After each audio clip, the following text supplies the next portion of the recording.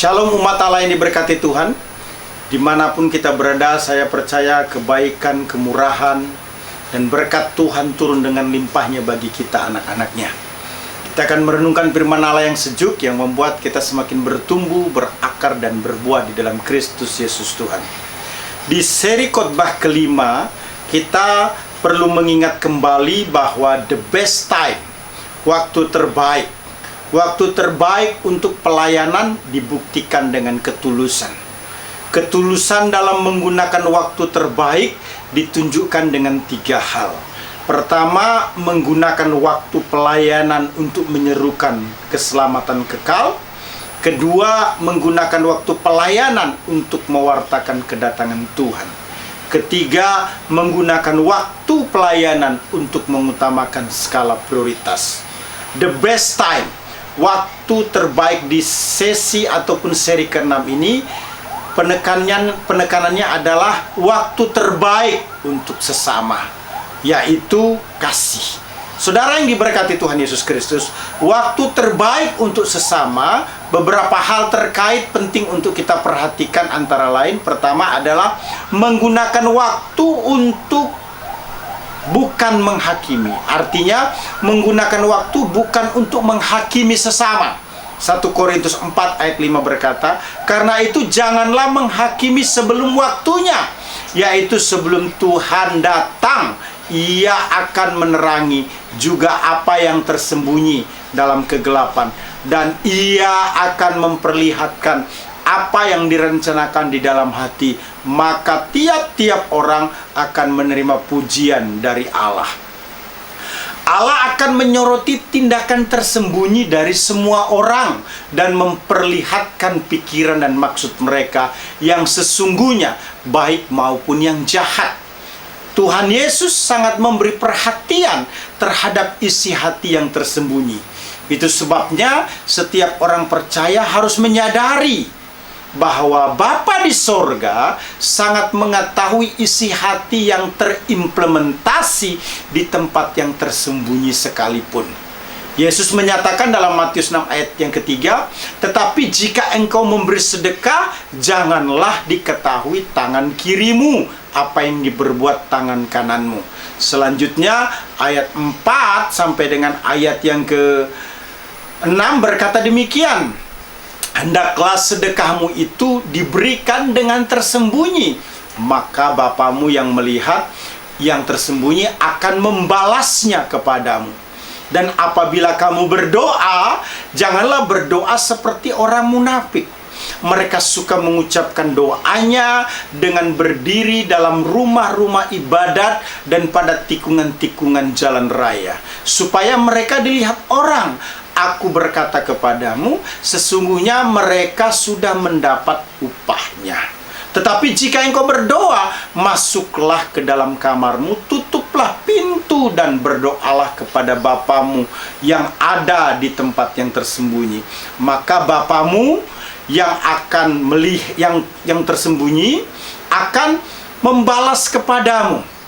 Nah, Paulus selanjutnya menyatakan kepada Timotius bahwa dosa setiap orang pasti nyata. Demikian pula perbuatan baik.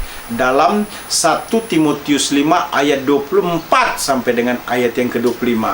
Dosa beberapa orang mencolok, seakan-akan mendahului mereka ke pengadilan. Tetapi dosa beberapa orang lagi baru menjadi nyata kemudian. Demikian pun perbuatan baik itu segera nyata, dan kalau tidak, ia tidak dapat terus tinggal tersembunyi. Jadi jelaslah, dosa maupun perbuatan baik tidak dapat disembunyikan.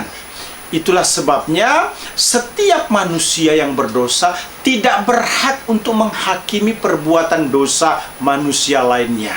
Sebab penghakiman adalah milik Allah dan akan dilakukan menurut waktu Allah sendiri. 1 Korintus 4 ayat yang ke-5 menyatakan, saudara-saudara, bahwa hanya Tuhan yang dapat menghakimi. Maka kita harus memahami bersama-sama bahwa penghakiman harus menantikan waktu Tuhan, yaitu Dia sendiri. Nah, pada waktu yang tepat, Dia akan melaksanakan penghakiman dengan adil dan menyeluruh. dengan cara menyelidiki apa yang tersembunyi di dalam kegelapan. Waktu penghakiman tersebut adalah saat kedatangannya kembali. Sebagaimana dijelaskan dalam 1 Korintus 1 ayat yang ke-7. Demikianlah kamu tidak kekurangan dalam suatu karunia pun, sementara kamu menantikan penyata Tuhan kita Yesus Kristus. Bagi orang percaya, kedatangan Tuhan atau rapture secara eskaton nantinya itu merupakan anugerah yang menjadi milik setiap orang percaya. Bahkan sangat luar biasa, saudara-saudara.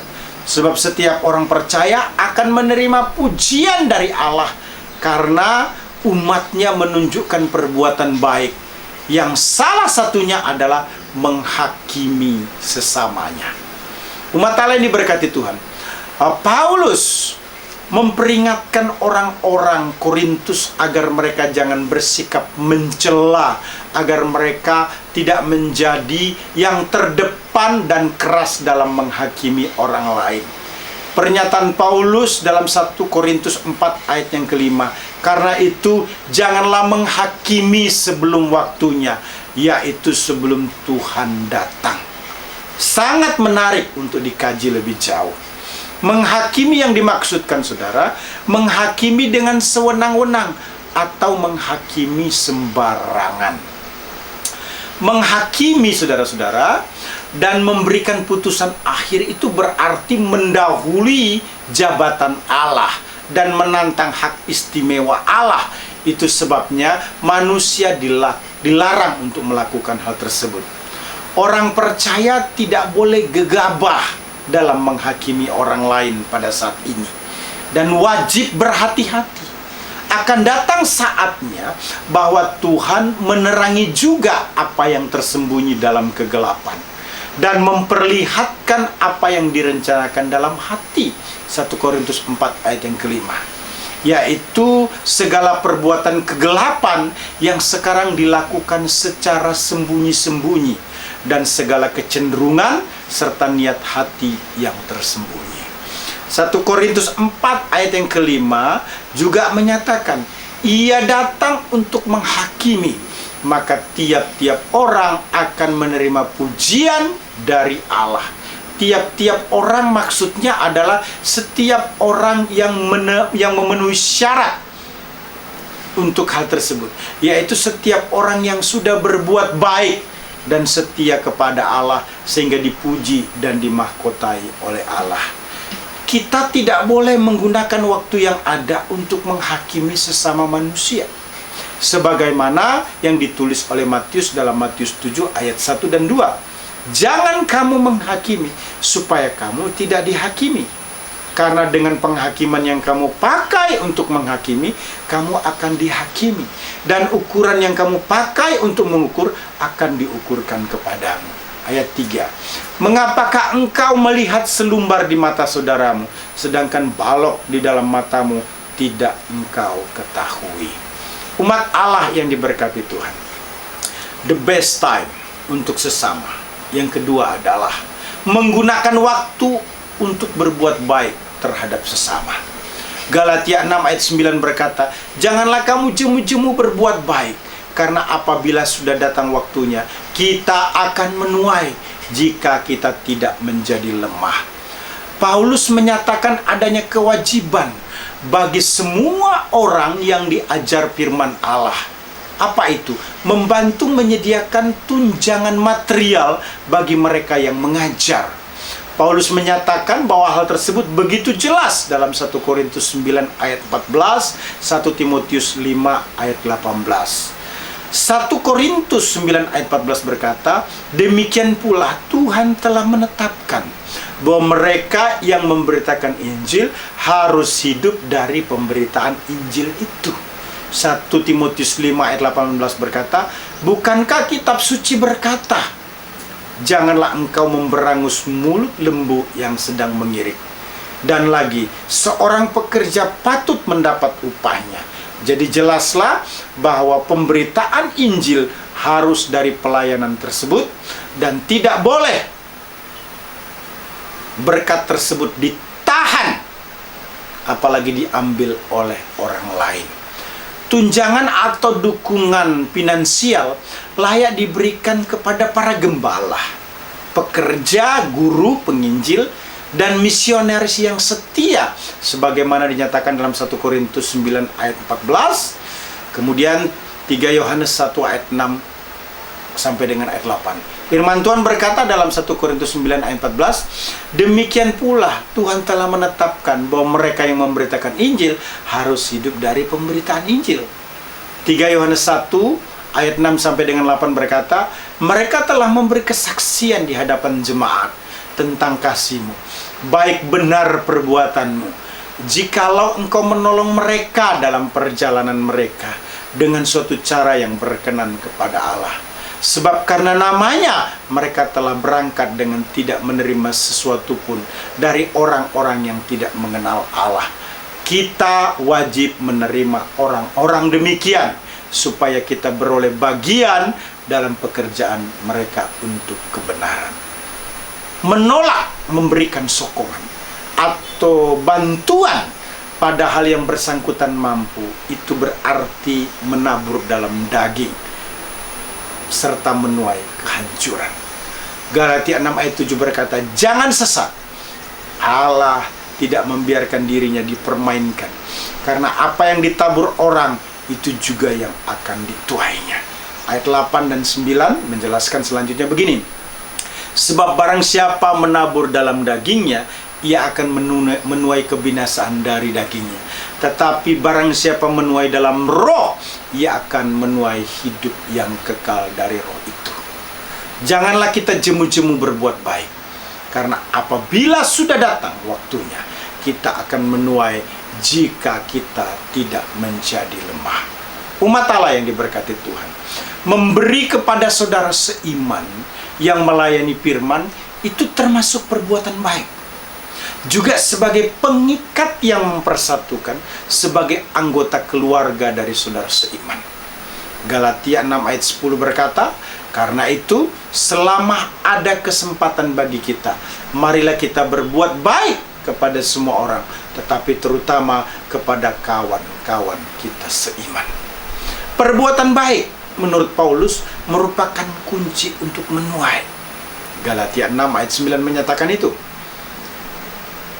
Saudara yang kekasih dalam Tuhan, menuai, ada yang kita tuai, yaitu pahala. Markus 10 ayat 41 berkata sampai dengan ayat 42, barang siapa menyambut seorang nabi sebagai nabi, ia akan menerima upah nabi. Dan barang siapa menyambut seseorang sebagai orang benar, ia akan menerima upah orang benar.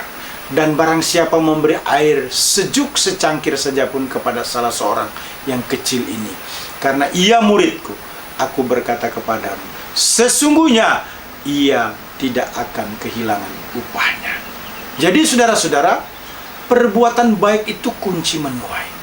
Menuai pahala, bahkan menuai hidup kekal. Galatia 6 ayat 8 menyatakan hal tersebut. Saudara yang kekasih dalam Tuhan Yesus Kristus, perbuatan baik seperti menabur di ladang, di mana pada suatu ketika akan ada panen. Orang atau petani bisa menjadi lemah jika cepat-cepat mengharapkan panen, mendahului waktu yang semestinya.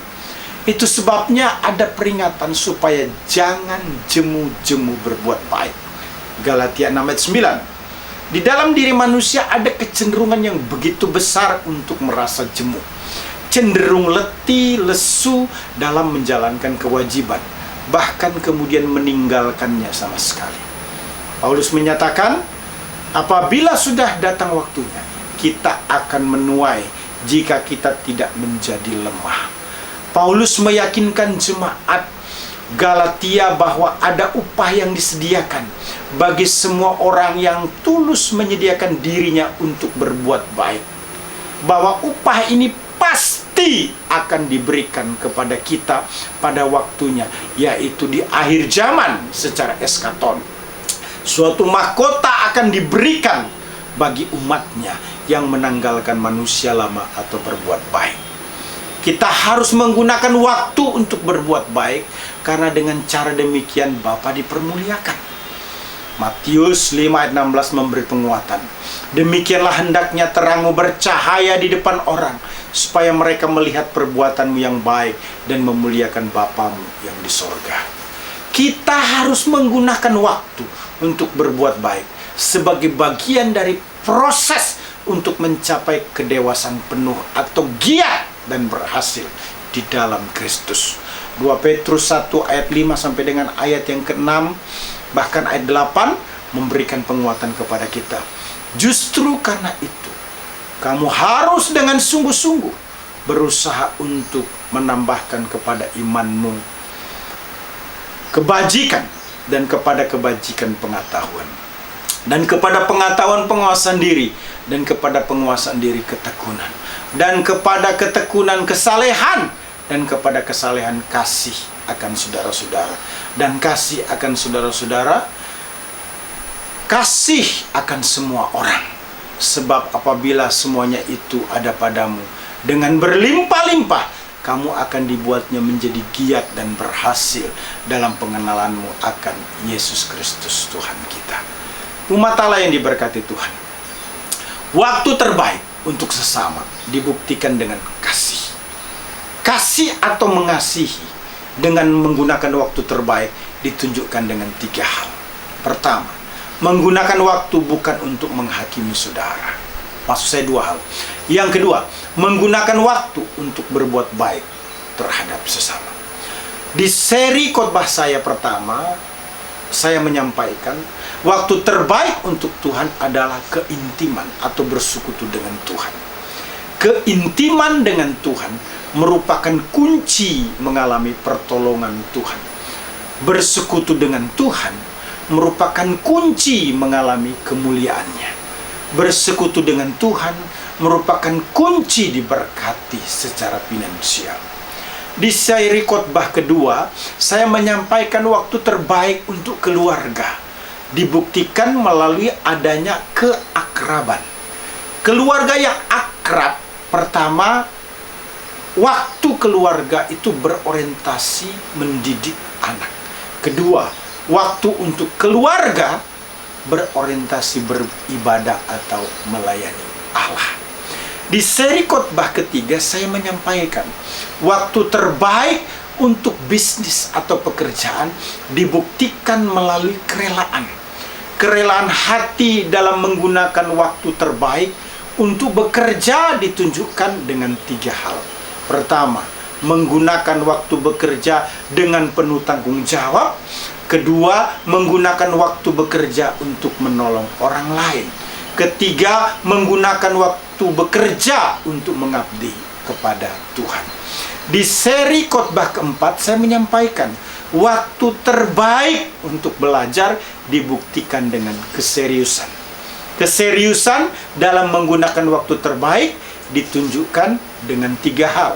Pertama, menggunakan waktu belajar untuk mencontohi hidup Yesus.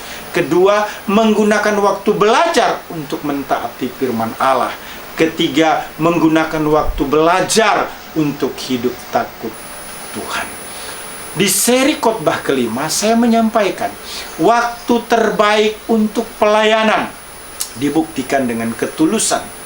Ketulusan dalam menggunakan waktu terbaik ditunjukkan dengan 3 hal. Pertama, menggunakan waktu pelayanan untuk menyerukan keselamatan kekal. Kedua, menggunakan waktu pelayanan untuk mewartakan kedatangan Tuhan. Ketiga, menggunakan waktu pelayanan untuk mengutamakan skala prioritas. Di seri khotbah ke-6, saya menyampaikan waktu terbaik untuk sesama dibuktikan dengan kasih.